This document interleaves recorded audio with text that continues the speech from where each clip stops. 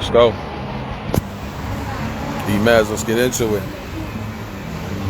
You already know We Talking Magazine, the role of hip-hop, the role of independent media. I'm excited if you're excited. Let's get involved. The role of independent media. Shout to Ehri. Shout to...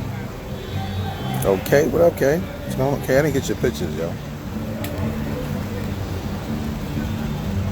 Shout to guests prior. Shout to guests in the future. Shout to guests now. Ice, what up, bro? Ice, when you coming to the store, Ice? That's what I'm waiting on. They ain't gonna let me wave at nobody. I'm gonna have to just wave like this, because they ain't letting me wave. You already know. Ice, what up, man? I need you by the store one time. One time. Might have to do an interview. We're gonna be kicking it, but we're gonna act like it's an interview. But we just gonna be talking and talk. Nigga, it is an interview every time we see each other at this point. At this point. We Talking Magazine, Tilsa. Super love to everybody reposting our joint. We appreciate it. You know, it's a big deal for us. You know what I mean? Okay. Thank you, Kay. Appreciate that. Appreciate that. Ash Cash, what up? You know, when Ash Cash tunes in, I'm not gonna lie, I feel a little pressure because he's one of the nation's leading financial minds. So, you know, every time I see him log in, I'm like, what are my finances looking like? I need to get on my finances. So shout to Ash. Super love, Ash. Appreciate you, man. So yeah, the role of independent media, we talking about, you know, transitions from independent media outlets to big media. I know, matter of fact, Ash got the Vault. Shout to the Vault. I don't know if the Vault will be considered mainstream media, but I know it's definitely independent because I know he's doing this one too. But the role of independent media is basically about people that, you know, either made a transition from indie to mainstream.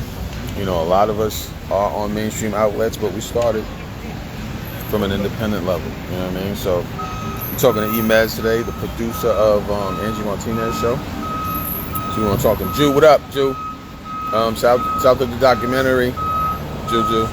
I know we couldn't do it tomorrow, but 21st. Let's do it. Excited.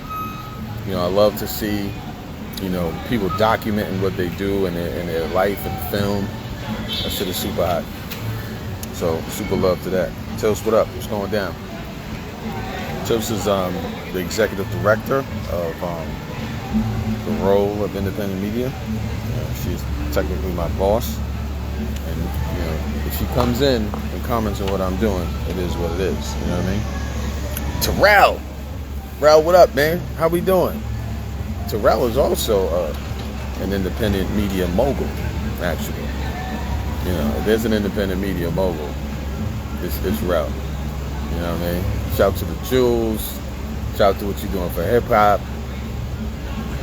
Tilsa also told me to reach out to you. So, Rel, I'm going to reach out to you to get up on here because you've been doing independent media for a minute. And your perspective is crazy because you went into a whole other lane, and then that lane got flooded, and then you went into podcasts, but podcasts were kind of flooded. So let's see what's up. Who's that? The chef? Okay, chef. Chef, what up, man? What's going on? I might have an event for you, chef. Right? When I see the chefs, I gotta. Oh, all day, really? All day, Rel. You already know. So we waiting for Emez. If I see him, we're gonna rock and roll. If not, we're gonna get to it. Yeah, I got an event for you, chef. You know, I might need you to get on our roster and get involved. hopefully are available. I see Emez here. Let me get to him. Emez, either Emez put the request or we put the. Okay, gotcha. Let's do it. We outside. You see the background. Sometimes we try to keep it outside with the people. Hey, what up, champ? What's going on? Emez here. What's going on? Fixing the waves real quick. You fixing the waves? I see you. Yeah. I literally just walked in the house like 10, 15 minutes ago. You good for TV. Don't worry about it. Whatever. We'll figure that out. What's up, champ? How you doing? Can't complain, working. What's good with you? Chilling, man. Thanks for taking the time. We Talking Magazine, Tilsa. We appreciate you, just sharing some of your nuggets that you've developed over the years. We're talking about the role of independent media. So I know right now where you're at 105 right now. No. I'm actually in my apartment complex, but yes, I do. I'm at 105.1 Monday through Friday with Andrew Martinez. And I got my own show on Sundays. So the question I had for you was, independent media, you would consider 105 mainstream media, right? Absolutely. So I know you didn't just, I'm not speaking facetiously, but you didn't just jump out the womb into big mainstream. You know what I'm saying? No. You worked your way in. So what was the steps to get into this mainstream media? Well, I'm a little older, so before radio, I was doing I guess you would call it podcasting. It was podcasting before podcast. It was like online radio. So I would leave where I was going to go do artist, and then even before that, really, if I really go back, pirate radio out in Jersey. It was a radio station. I forget the station, but it was like a pirate radio station where only a couple of blocks could hear what we were doing. So it wasn't like a digital thing where people online could listen to. It was just literally maybe a 6 or 7 block radius of where that little station was. Wow. I didn't even know they had that. I didn't even know they had stuff like that. I mean, they may not even have that anymore because this was early 2010, maybe something like that, 2011. Wow. So we was doing that for a minute, and that got me an internship at KTU. So okay. I was at KTU doing promotions and stuff like that, doing little events that they had. And then because iHeart owns 4 or 5 of the companies, they consolidated KTU and everything else, the street team. So I was doing power events, Z100 events. I was doing all sorts of events. And then it happenstance, I was doing an event with the chick that was doing 2 to 6 at the time, Malika. And she asked me what I wanted to do, and I told her I wanted to be with the help with y'all. I wanted to do what y'all was doing upstairs, because with promotions you weren't allowed to go on that level. You had to be doing what you were doing. You know what I'm saying? So yeah, I was in the mailroom pretty much. You know what I'm saying? So she gave me a shot, and ever since then I've literally never left power. I've been there the whole time. I mean, I did leave to do Philly, but I was on the weekend, so I was doing the Breakfast Club Monday through Friday, and then I would go do my own Philly show Saturday and Sunday and drive back and forth through the whole thing. But I've been at power ever since. So I know a lot of people in different lines of media. Some people are hosting, some people are producing, some people are directing, some people are writing. How do you get into production? Because I know you produce shows at a high level. So how do you get into producing shows? What does that even look like? Producing for radio shows is different than music production, because I couldn't tell you anything of. Well, let me not disclose, disservice myself and tell you I couldn't tell you anything, but I'm not really in that world of producing music. So I couldn't tell you a beat and a snare and a drum. I don't produce that type of stuff. But as far as radio shows, it's really just making sure the talent is knowledgeable of everything and anything that's going on in the world that day and the day before, and things that are going on before. As a producer, your job is to be able to look around the corner. You know what I'm saying? Mm-hmm. So I've always got to make sure, Angie is empowered with all the information she could possibly have. Make sure she has everything to her at her fingertips. So it's just really just being a conduit of knowledge to the talent that you're working with. And what market or what job you had before really prepared you for that? I think everything in my life has kind of prepared me for the situations that I'm in now. I think I was in college. I was I went to a community college, and instead of going to class, I was just literally like interviewing people in the Wow. lobby area. So Wow. like I would have the whole. Let me not exaggerate like the whole lobby. You were We would doing have your own internship. You were creating your own internship. like I say to people, I was creating content for people that were just around me. It was before the internet was this huge thing. There was no Instagram, there was no Facebook. It was just it was at the time of the phones. If you guys if you Gotcha, saw my gotcha, age, you know what I'm gotcha. saying? So Next up. we was in the lobby, and I was be sitting there with my mans, and then we sitting there, we bullshitting, asking chicks different questions, just wasting time. And then So you just had a regular camera? You were doing that with a regular camera? not even a camera. We were just chilling. Like Oh, wow. people would just sit there, just hanging out, just chilling, just sitting there, asking, answering questions. People would be on that side of the other thing, not really in the Wow. conversation, but would be chiming in. Like it was, if you were at BCC at the time, you remember how we did. It was fun. So I think that was kind of preparing me for interviewing and being open to being able to talk to all sorts of people. So now you're talking about you were actually hosting and creating content and talking to people. So that gave you an insight on how the format should run. And now you're behind the scenes kind of creating how the technicalities should go, what are the formats. Exactly. So yeah, that's an interesting view. Now, did you expect to be in charge of such a big show so early in your career? Like, did you? Yo, the crazy part about it is I called this a long time ago. I was in high school and I called it. Wow. My friend Manny's in the chat right now. He'll tell you. I told him one day we were listening to Angie Martinez on the radio. I was like, one day I'm gonna be her Monse, son. And Monse at the time was her producer. And That's my guy, Monse. Monse, that's my guy. I called it from then, and ever since then, if you talk to my man, he's like, yeah, this nigga called that shit from way back. Wow. He put it in the universe. He wanted to be Angie's producer, and now I'm living that dream. So I would absolutely say yes. I knew this was going to happen. So you called it. You called I it. called it early. It's clairvoyant. So what would your advice to someone, because you're actually the case study, right? What would your advice be to independent media outlets to, let's say, just improving their production, improving their content structure? What would you say?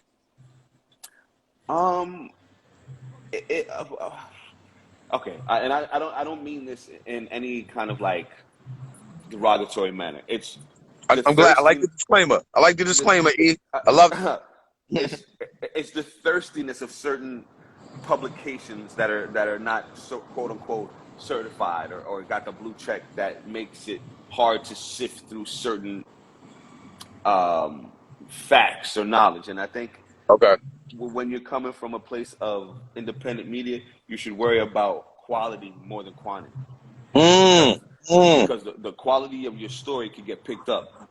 No one's going to go for a whole bunch of your stories, but if you got one good one, we're more likely to go grab that one as a source than a whole bunch of clickbait. And I think, again, like I said, I don't mean it for just those type of publications, because Power does it from time to time. I'm like, that's not what was in the story. Like so it's not just an independent media thing. You know what I'm saying? So I don't want to, that's just what y'all. No, I'm not saying that. For the whole media as a culture, we just got to get off that clickbaity type stuff, really. Okay. And do you say to someone, if that's what you on, understand that's pretty much how you're going to be looked at? Do you see people switch lanes in media very well? Absolutely. And I was having this conversation today with one of the Breakfast Club producers. Like, people are afraid of Charlemagne. And I'm like, Charlemagne's nowhere near the guy he was when he first got here. Like, when was the last time you seen Charlemagne get in an interview and like get on somebody and really be that rah-rah guy? He definitely slowed down. He's definitely slowed down. So you can look at Charlemagne as a case study. He went from the abrasive guy that says what everyone's on to say, and now he's talking about mental health and talking to like politicians. So he's really someone that's transcended who everyone thinks he is. You know what I'm saying? Yeah, he's definitely become more positive, more productive. So it's definitely possible for you to switch lanes as you're in the industry. Yes. Wow. Now I seen on your page you had the flag, you had the Haitian flag. Yes, sir. Right. So I want to get into a real aspect of being in media and Okay. how does the Haitian family support that? How was that initially? I mean, my mom wasn't my biggest fan at the time. She told me it was this: you go get a real job, go be a lawyer or a doctor or something like that, you know. But I know she's proud of me now, you know. And as much as I can, when I get on the radio, I let everybody know I'm Haitian. I let people know that I'm proud to be Haitian. I try to uplift and help the Haitian community as much as I possibly can with my platforms and everything. Yeah. You know, we're everywhere. The Haitians are everywhere. You Yes, know what I mean? absolutely, absolutely. We're quietly, you know, in the cut. You know, we're represented very well in this You'll be entertainment very business. surprised who behind the scenes I got am. that Haitian blood. I'm always surprised. I'm You Haitian, know what and I'm I'm saying? always surprised when I'm like, oh, Yeah, that me too. dude is Haitian or that woman is Haitian. I'm like, wow, that's dope. Now, what are you looking to produce something on your own, completely independent, Emez independent, or you really staying with getting behind people's stuff? I think, I mean, I've got a couple of things that I'm working on, YouTube wise, with the family that I want to put together. So, I'm absolutely going to branch out away from producing for other people. I think it's time for Emez to step to the forefront. But I mean, however way that's possible, I'm willing to do. Whether it's like I said, with my family, we doing something. Whether it's me continue to host, whether it's me public speaking, whether it's me doing, um, uh like motivational speaking. I Okay. think it's time for me to do a little something different away from radio per se. More influential, more impactful, More legacy meaningful driven. thing. Yeah. Okay. Yes, because Okay. it's like I think I read it on a thing Charlemagne said. I want to leave a legacy. Everyone knows I'm easy, but it's time to put my last name so my kids could be like, yeah, that's ours. You know what I'm saying? So That's dope. Put your I stamp on feel the that. world. Put your Yeah, I stamp feel on the that. world. I That's felt that dope. a lot.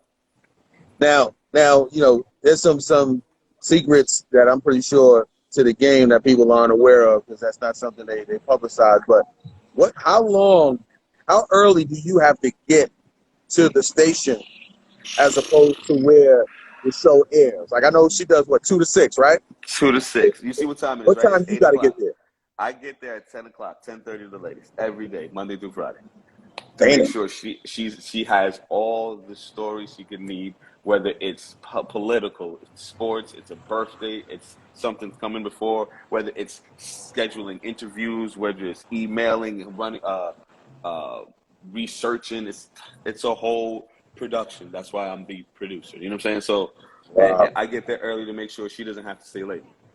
Mm.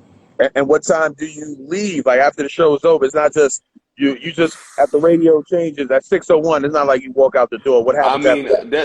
I'm not gonna lie to you. There are days at 6:01 I run out that joint because I got kids to come home to. I can't wait to see my daughter. I run, but for the most part, like my day ends usually around 7, and I can't say my day ends at 7 because there's days where I get emails and text messages and phone calls at 11 o'clock at night. Yo, Em, I need you to schedule this. Oh, Em, can you think so and so? Like, so my phone is never supposed to be under like a certain percentage because it's part of an extension of me and my job. So it's never over, really. Wow. So it's like, you know, people think that, you know, once the show starts, maybe you're there like an hour before, but no, you're there at 10 o'clock Oh, prepping, nah, and yeah, then you're yeah, yeah. after. And you're fielding calls after, like, you know, right now. Absolutely. Or I'm setting up for interviews for like for instance, like, we got Chloe Bailey coming soon. I'm talking to Chloe Bailey's people to make sure like okay. we're scheduled, we're all set up, and everything else like that. Like coming up with ideas during interviews, making sure things are topical, like just making sure it's something people want to be a part of. You know. Right. And what's your proudest moment till date? Your biggest moment in media, proudest moment in media to date. Ooh. I mean, there's a couple of them. I was the first person to have Young Ma at the station. Mm. Um, That was that. And every time I see her, I let her know, like, you know what I mean. Don't pass me, girl. Come on, don't do that. Um, I hosted an Usher album release party on a yacht. You That hosted it? was that was pretty dope. Wow. And I mean, probably being a part of a lot of the Breakfast Club moments that happened, like Those the whole iconic Ray moments. J, like That's crazy. I've been a part of a lot of radio moments on that side. So I don't know if I could pick just one. I don't know if I could pick just one. That's dope. Now that's good Maybe enough. my first day on air, because I remember crying. I remember my first Sunday morning shift at 8 o'clock in the morning. After coming back from Philly that Saturday, it was Sunday morning, 8 o'clock. He had me do the shift. It was my first shift in New York. Don't know if anybody heard it. It was 8 to 12. No, 8 to 10, because someone was on at 10. And I cried. I was in the studio. I said goodbye to New York City. I did my 1-2, put the mic off. I sat there and I, like a baby, son, You just vomited? bawled. Vomited? No. The snot was coming to the nose, the whole the whole full out ugly cry, Jay. Full out Oh ugly cry. man, Full out that's ugly cry. classic. But That's it felt like I accomplished something. You know what I'm saying? Like I did it. You know. finally, yeah, you broke through. Yeah, that's it. I appreciate you, man, taking the time. The role of independent media. We Talking Magazine. I'm E from Hip Hop Point of View. We appreciate you taking the time. Do you like entertain like internships and stuff like that? For people trying to talk to you about how to get in the biz? Listen, I've been looking for interns, but I don't know if the station, since COVID and everything that's going on, is going to Okay. allow us to have interns. But Okay. the first minute we can, trust me, I'll reach out to you and I'll let you know how the process is for interns and all that. But yeah, I would like to. We're just waiting for protocols to, you know what I'm saying?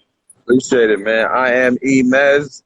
Thank you. M Appreciate it. easy, M Easy. Oh, you Yes, say M yes, Easy. it's M Oh, easy. Yes, I was wondering. It was that. It was that. So, yes, M easy. what does the name come from? How do you say the name? What's the acronym from? It's not an acronym at all. It was my name. My full name is Marnell, and it was just somebody said it to me one day, and it was just that's the way I wanted to do it. I was a fan. I'm a huge Jay-Z fan. I was a fan of Eminem, and I combined the two. Interesting. Okay. So I apologize on that. I thought I was No, reading it like it was. I get it. I get it all the time. Trust me, it's not a problem. We appreciate it. Salute, man. Anything you need from us, you already know. We appreciate you taking the time, man. Not a problem. I'm here for y'all whenever y'all need me. Thank you for having me. Absolutely. Peace.